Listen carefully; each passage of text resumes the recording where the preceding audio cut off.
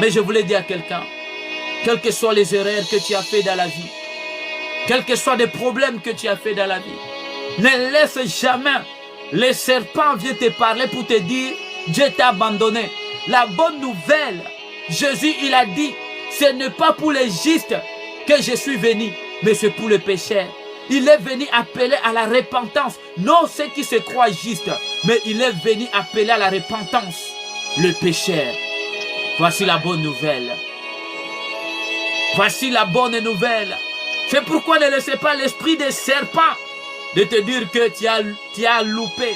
Tu es passé à côté du plan de Dieu. Tant que tu vis sur la terre, le plan de Dieu dans ta vie est encore là. Et si dans ton cœur tu as reconnu que tu as péché, que tu as agi mal, et tu te mets à genoux, tu dis Père, de tout mon cœur, je demande pardon, j'ai mal agi. Bien-aimé, Dieu va te relever. Parce que Dieu, il est venu pour les pécheurs. Quel que soit le nombre de tes péchés, quel que soit le nombre de tes erreurs, quel que soit le nombre de tes fautes, la grâce de Dieu est disponible dans ta vie, tant que tu vis.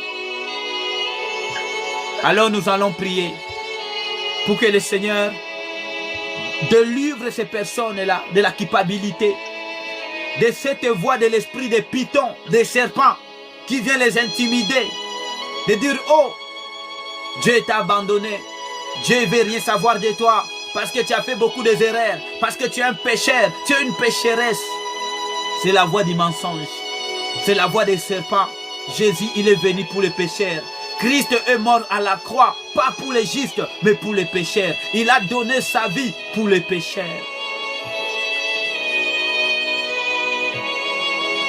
Alors Père, je lève la voix. J'ai prié pour toutes les personnes